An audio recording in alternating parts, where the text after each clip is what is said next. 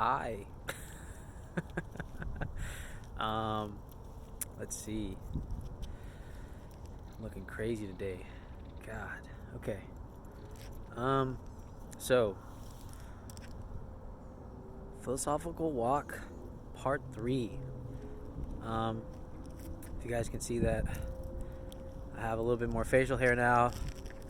It's because I'm on vacation. My hair is looking crazy. Again, it's because I'm on vacation. You know, I really like to let go, let loose. I think my hair is a symbolism of that. Anyways, let's see. So, let's just get into it because I'm really bad at addressing introductions. But so let's talk about forms. All right. So I've been thinking a lot about perception and forms, and it's one of those things that I know a lot of philosophers think about, but I've been reading a lot of Henry Corbin lately, and he's just like, I don't know. I feel like I kind of feel like Kant. Like I read Henry Corbin and it's like I have awoken from my slumber, and I just have to talk about it. And also, so just to give a little crash course, because I like where I'm coming from on this, because I don't think a lot of people are tracking what's going on. But so lately, I've been getting into a lot of, Gnosticism, essentially. Yeah, all this noetics, and just to, if you guys don't know what that is, I'll just put it simply as you may know it as mysticism type of deal. Um, wisdom type of search. So, my reading group, we've been reading a lot about, Ibn Arabi and Shiism and all these type of mysticism and the realm of imagination. Now, the realm of imagination is an interesting concept that is, it's a heavy presupposition to take on, but for Henry Corbin and for a lot of Muslim philosophers, it is an ontological reality. And I'm actually going to say not just Muslim philosophers, but also Arab philosophers in general. It is an ontological reality. It's the world of subsistent images, essentially. The world where visionary events take place. This is where the realm of imagination, right? Like, I feel like I understand people's skepticism when they feel like, we're talking about this some ontological intermediary realm between the the known and the unknown. I'll just call it that. The known and the unknown. They feel like that's a very heavy presupposition. And I agree, but I'm also of the mindset that I guess you could say I'm like an entertainer of ideas, right? So like, if it seems like a big supposition, it's not like I discard it. I go, okay, well, let's play it out. Let's just play music. If does it make sense? When we play this out, does it kind of seem to make sense, right? And lately, it's been seeming to make a lot of sense. And I will explain why. And these are some like my profound thoughts on this, right? Right? Because the imaginary realm, to me, seems to explain a lot of prophetic psychology, a lot of these prophetic religions. I would even go so far as to say, like, all religions, really. I mean, it really gets down to it. Like, and it's just something that it just needs to be addressed. It just needs to be addressed. When people talk about, like, well, I think my favorite question that popped up in my head that a lot of people ask is like, well, why is there so many gods? Like, which god is the correct one, right? The realm of the imagination can actually explain this, right? It can actually explain this, and it just makes a lot of sense. So how does the realm of imagination explain this? Well, in Henry Corbin's Mundus Imaginalis, Imaginal Realm,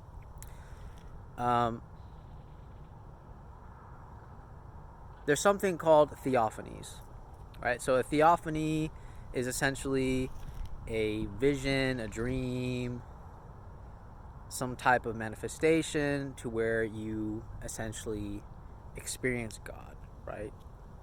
Through some type of form, right? So like anybody can experience a theophany, from a tree, a flower, a specific image, a person. There's no limit, right? Anyone can experience a theophany in all sorts of forms, right? Which, if we take this supposition, right, that it's true, that if people can actually experience a theophany, right, a manifestation of God through specific forms, right? Well,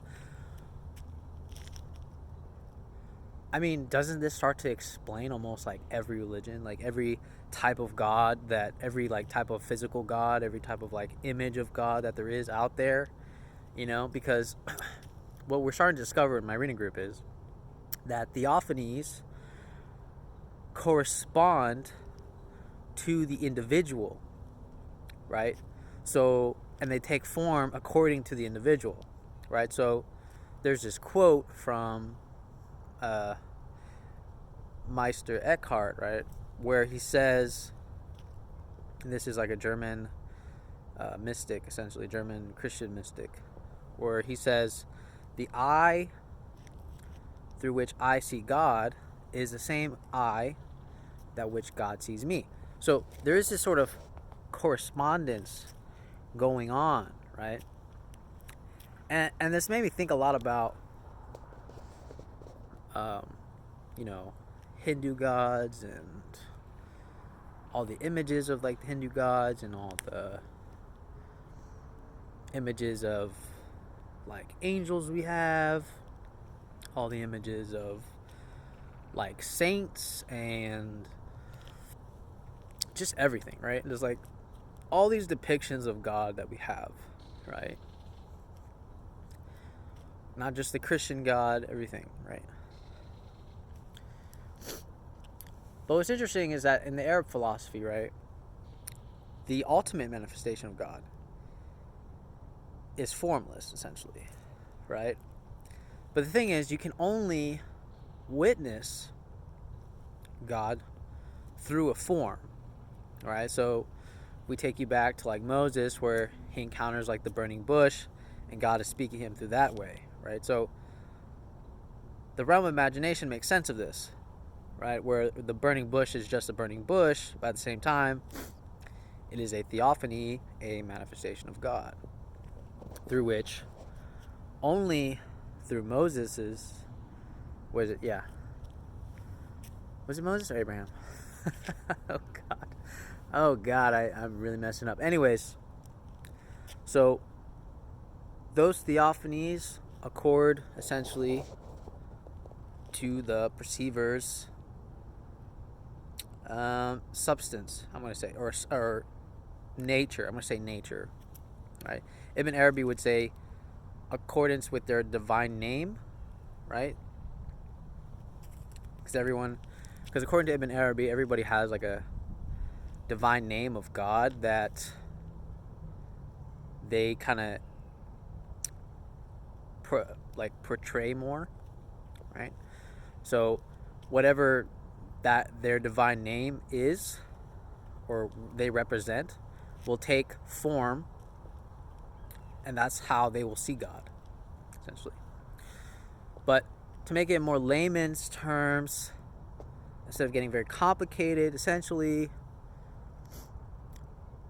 the theophany that you create, the theophany that is perceived, is essentially being fed from you, right?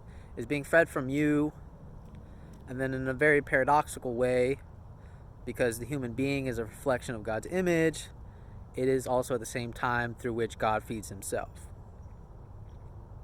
I know, it's very paradoxical and contradicting and confusing if you're not used to this type of dualism and non-dualism at the same time. But anyways, so I read something in Henry Corbin where every theophany is an angelophany, right? So, I mean, let's think about this. Okay, so every theophany ends up being also an angelophany, right? So when we think about angels and how we perceive them, right? So for Henry Corbin, the angels are not just messengers of God, right? They're not just messengers or bringers of justice or whatever, or guardians. They're also the manifestation of your own substance, essentially, right? Which I had a conversation with my friend the other day, right, where he talks about, what's the traditional image of the angel, which like this very like white light, and they got wings and they're very beautiful, right? But there's also another aspects of angels where they're very like warlike and kind of scary looking and intimidating, which is interesting, right? It's a very interesting depiction. But there's something in Henry Corbin's book where it says you feed the angel from your own substance. Like the angel gets fed from your own substance, right? So in essence, the theophany and the angelophany all root from the perceiver, right? And that's also at the same time through which, and that's the form that you see God, essentially, or the form that you witness God through the angel, through the burning bush, through whatever. And at the same time, this is how God witnesses you, right? Which is very interesting. I'm not gonna say like God witnesses you as a burning bush. I don't think that's necessarily the case, but hopefully you kind of grasping what I'm saying here. I haven't been able to fully explicate that, explain that in more layman's terms, but I think we're trying to understand here that the perceiver plays a crucial role in his experience of God, right? And the way he thinks about God, and the way he perceives God, it's a very crucial experience. So I've been also thinking about, so now if we take this realm of imagination, right, and we start attributing this to all the religions, right, this can kind of make sense. I mean, like the Hindu gods, for example. It's like, yeah, they are God, and then at the same time, they're not God, right? Because those Hindu gods would just be the manifestations in correspondence to the individual that perceived them, right? But they're not God because that's just the form that it took place in, right? So then it makes me wonder, it's like, how many misinterpretations have we made with how we perceive God, right? Like throughout all, ancient ages, there's been gods that were rocks, there have been gods that have been the moon, the sun, all these things. It starts to make sense of even polytheistic religions, right? Where everybody has like this personal God, right? But again, what we've done is we've taken the image and we have made it the permanent idol, you could say, when really they were just the manifestations through which the perceiver was able to witness God, right? And I found this so mind-blowing, I guess, because there's a lot of people out there, they ask, well, what God do I worship then? Well, in a very strange way, everyone worships the same God, right? So like that question is actually false, right? It's actually the wrong question. It's not about which God. It's, have I mistaken the image, the form through which I perceive God, as God instead?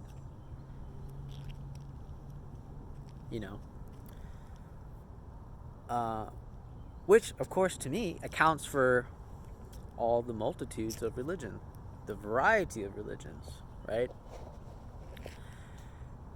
And then I've been thinking about this idea. So I've been also thinking about the idea of God is dead, right? And what kind of role does that play, right? I think that idea also takes a kind of form as well, where if the perceiver actually plays such a crucial role in the actual manifestation, in being able to witness a manifestation of God, then agnostics and atheists would essentially have this manifestation of closure, right? Because if the perceiver plays such a crucial role, then I think what occurs is it's not that God doesn't reveal himself necessarily. It's actually the opposite. It's actually the perceiver who chooses to either, one, be agnostic about it, or, so that means in that sense God is always a question mark, right? Because the perceiver also only perceives a question mark. And then the atheist, God is dead, essentially, then in essence God is dead, right? It almost takes an ontological reality because of the perceiver, right? If the perceiver is the one that feeds the theophany, the angelophany, right? This creates an ontological reality, right? So in this case, right, if an atheist says God is dead, yes, God is dead to the atheist. In fact, that is very true. It actually takes a very pivotal role in his life. And the agnostic is simply unsure. It's a question mark, right? Until the agnostic steps into a daring place of curiosity, then the feeding that the agnostic is doing will always be a question mark. It'll always be a feeding of maybe, maybe not, right?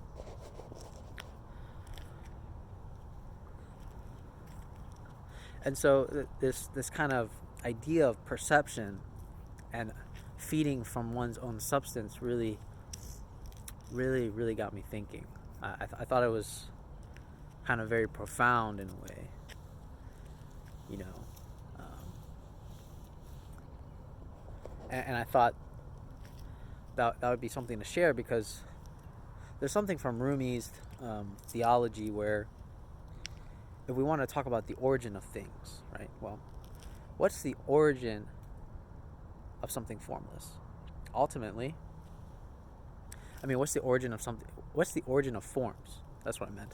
What's the origin of forms? Ultimately, formless, right? The formless is the origin of forms, right? Same thing with language, right? Silence is the origin of all languages, right? And this is how Rumi kind of goes into it. But just to kind of, if you had a hard time kind of understanding everything that I was saying, there's like a Sufi quote, often quoted, that could probably make more sense of what I'm saying here. The water always takes the form of the vase, and the water always takes the color of the vase, right? In this case, every individual is a vessel, right? And every individual colors his perception, right? So when the water is poured into you, right, it takes form and color from who you are, right? And I thought this was such a profound idea, because it also made me think of Nietzsche for a little bit, because there's something that Nietzsche says where he says every philosopher's writings are just they're just a memorabilia of themselves, right? It's just an autobiography of themselves, essentially, right? Like everything is according to their nature, right? And it was just such a profound idea to me, right? Profound idea. And I've been trying to think of like examples, you know. And there is a lot of examples out there.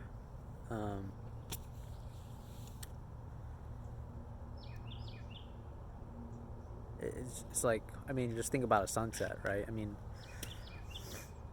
think about how your mood paints reality. I mean, I think my favorite example is like a sunset, right? Where if a person is impatient and frustrated, the sunset can easily mean the end of day, where he hasn't even begun to finish all the things that he needs to finish, right? So it kind of puts him in a state of anxiety, a state of further frustration, you know, further angering himself because he has to stay longer at work or whatever. And so the image of the sunset instantly transforms into an image of anxiety and frustration, where the image of the image for the sunset for a person that's already done their work and they're getting off and they're about to go on a date, you know, the image of the sunset transforms into this kind of beautiful time, right? This beautiful time where you can go to dinner, have a meal, watch the sunset with your date. You know, it instantly transforms into something very beautiful and romantic, right? So if you really didn't understand anything from that, right? So the fact that what I'm really getting at here is that we all feed something from our substance, essentially, right? We feed something. We feed everything from our substance, it would seem. I don't find this conclusive, but I find this a very deep thing to think about. I mean, it's absolutely something wonderful to reflect on. Absolutely. I mean, just think about the difference between the sunset and the sunrise. There is a point, right, when they both are equally aligned on the horizon, right? Or actually, if you were to have thrown someone into the middle of the day, right, they would neither know whether the sun is going down or the sun's going to come up, right?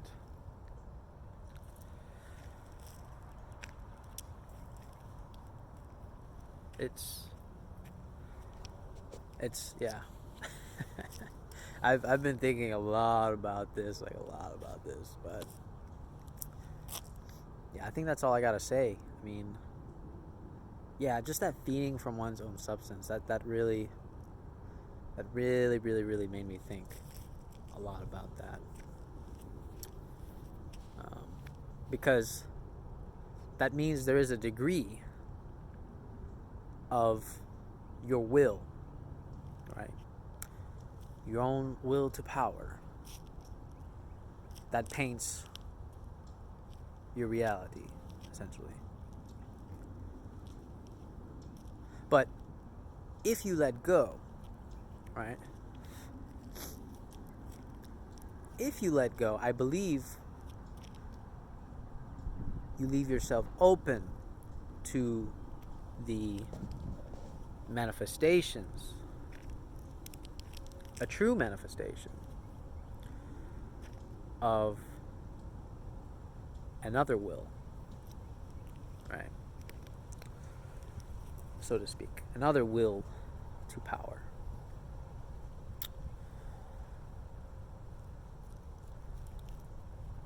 Where the human being is no longer, where the human being realizes he is no longer in charge. Right? It's this letting go aspect that is really profound to me, because if you let go, right? I mean, because people think they have to do something. The reason why people are skeptical about there being another, that we are, the humans are not the authority, is because then it's just a question mark. Well, where does the will then go to, right? Where does, well, for probably an agnostic, it would just be another will to power, which is fine. We can all say that. We can all say things. To me, they're all synonyms for God. They're all synonyms, in my opinion. You want to call it force, you want to call it spirit, you want to call it nature, you want to call it essence. I mean, synonyms. I mean, I think there is just a degree of hostility, but I mainly blame the God of dogmatism that makes people have this hostility in saying God. I mean, which is why I enjoy the mystic approach, right? Where actually a God created out of dogmas is very, very wrong. Very wrong. And it actually goes back to that perception thing that I'm talking about. And in reality, religion or not, there's a lot of people that have created a God out of dogmas, right? Either through your own skepticism, through your own agnosticism. We all have created a God out of our own dogmas.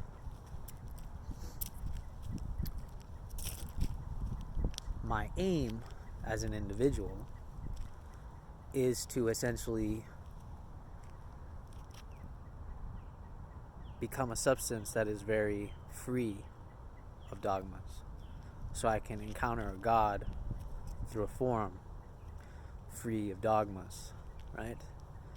That is my aim as an individual, as a free spirit, some would call it.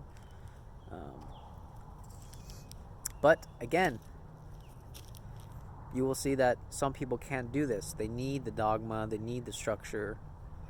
And that's a whole nother debate, whole nother topic, whole nother reflection, you know. And in a way, it is necessary. Some people have to stop at the structure. I'm not one of those people. I'm the one that goes through the structure, right? I'm the one that eats the pear with the skin. I don't just stop at the skin, right? But I think that's enough. It's 30 minutes of talking. So I will, yeah, I think that's it. It's a beautiful day. There's lots of forms. You know, you play. We are all little kaleidoscopes in this world. So just pick the lens that you want to see it in, I guess. All right, that's enough from me. Hopefully that was some so these are just, my reflections. I don't